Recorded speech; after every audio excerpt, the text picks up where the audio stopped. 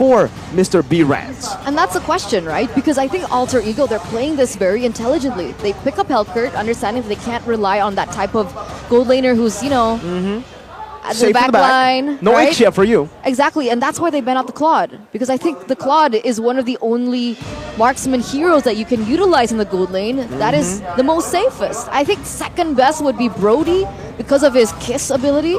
But other than that, there's not really any hero that really comes to mind.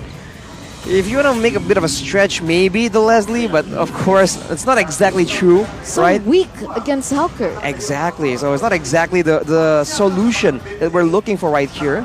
Unless EVOS want to try and bring something unorthodox into the gold lane, right? They can, you know, if they really feel like it's that important, they can really put the Valentina in the gold lane. We haven't seen that. No. There was a time where the Edith made an appearance in the gold lane as well. So if they want to be crazy, right? Coach Aguirre, remember, is one of the crazier coaches in MPLID. Maybe they're going to try and experiment with something crazy. I think it's a bit too far of a stretch to see that to happen to Diggy, though. Will be banned out. A hero again that I mentioned earlier in the first phase that could be utilized by Alter Ego. Brody, an option. I think the safest pick would still be the Irithel. The Brody does well, but you can't go for the Purify. Once you get silenced by the Helkurt, say goodbye to your HP bar. You have no counterplay to that dive. And also against the Terizla, not too good of a matchup. Yes, the Terizla is the big problem right here for EVOS, right? Even if they don't really want to have a backline, the penalty zone can definitely be a huge problem for them, even if they're going aggressively or defensively. But it's going to be a Cho in the hands of Alter Ego. This is quite dangerous, man. That is a signature power pick for Rawi. Literally, yeah, literally Rawi. Yeah. Literally. All right. This is putting EVOS in quite a difficult position, right? Because if they are going to be forced on the Irithel and the Bruno in lane is going to be quite difficult for the Irithel. It would really require a hero in that roam position that can help the Irithel in the lane. And the only hero that comes to mind for me personally would be Diggy, but Diggy's banned out. Yeah, Melissa would be a good option against the Terizla and the Cho. Against the Bruno, you do struggle. It seems like they will be going for that Irithel and a Grok, too, to facilitate some of these initiations. Not too sure who's going to be going to the XP lane just yet, but I think the Grok should be the one in the XP for some more damage. I think that makes sense. And so far, it's a mobile dive composition, but the lack of engage right now is a bit of a stark contrast compared to game number 1. It's going to be a wild charge only and an onward Earth Shatter combo. Both, maybe you can say a bit reliable, but they're also on quite long cooldown. Alter Ego, on the other hand, has a penalty zone to play around with.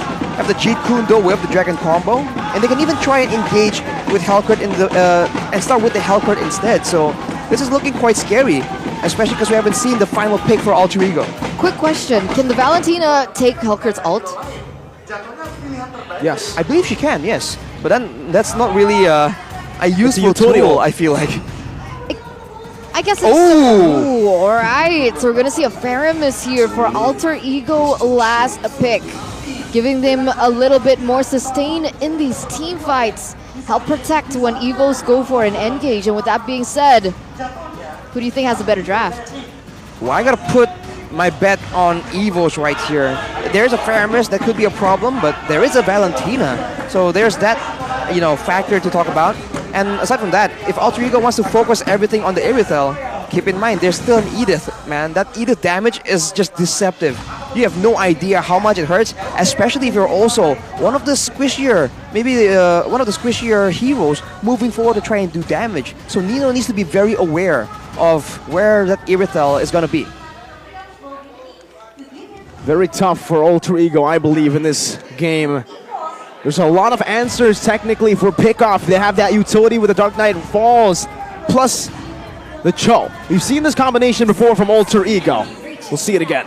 And here it is, the deciding game, ladies and gentlemen, to see the results from EVOS and Alter Ego. Who is going to be able to take the game?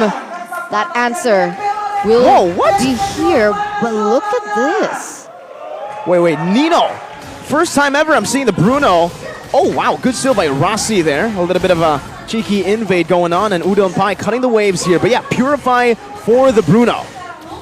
Purify Bruno against the wild charge against the the Earth Shatter. It makes sense if alterego is playing a bit more conservatively. So you can tell from there that they're still respecting the chance for EVOS Legends to hold their own in a big fight. But it's going to be the Edith in the EXP lane, so more chances to get more items, good chance to 1v1 and even bait maybe a 1v2 situation. The Edith is just very strong right now. Taz will be able to secure, but Rossi might get Punisher. Let's see. Rossi escaping for a bit. Taz chasing, misses the puncture, and Rossi gets out, buying a lot of time. Ji Kundo gets him to safety, and Celiboy is already rotating over to the enemy jungle, looking for that retribution, and the steal gets it. Level 4 already. Taz, gonna be poked down by Celiboy, forcing Taz away. No level 4. I don't know if this is a mistake, by the way. Taz, Impure Rage? He has like a thing for it. Yeah.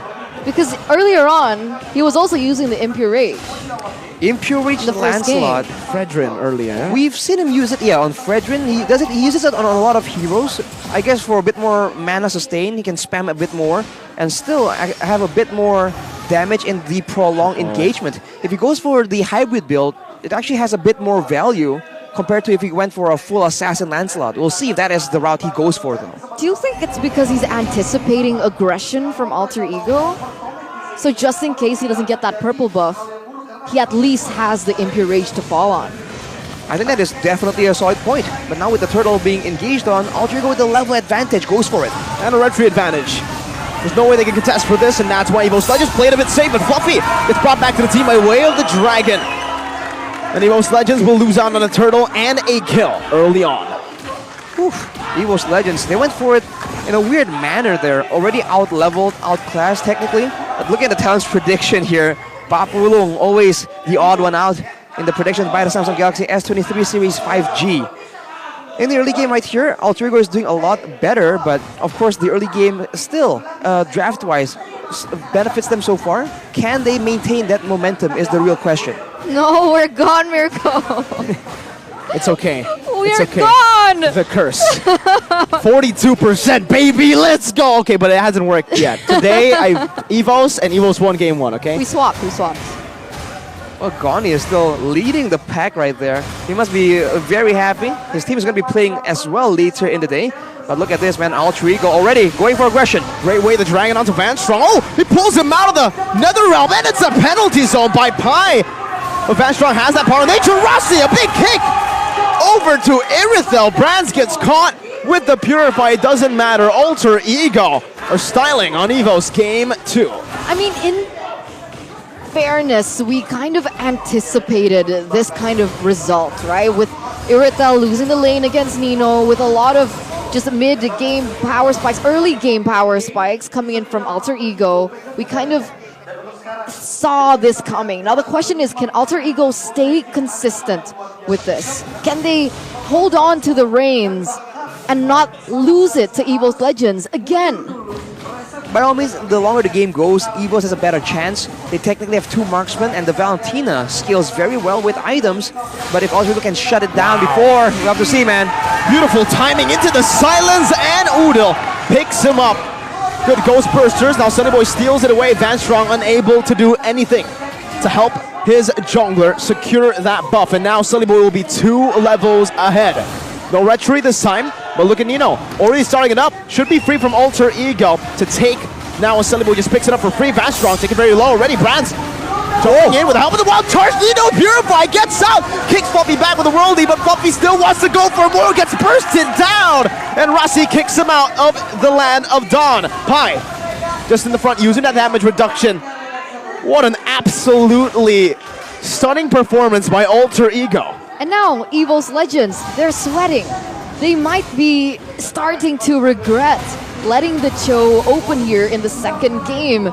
Maybe the Cho ban instead of the Diggy would have been a better response perhaps now, because look at this, the fact that Rossi has been creating opportunities over and over, pressuring over and over, now sitting at a 2-0-2 on his signature Cho, and the fact that it's been so successful at putting EVOS Legends on the back foot poses that question.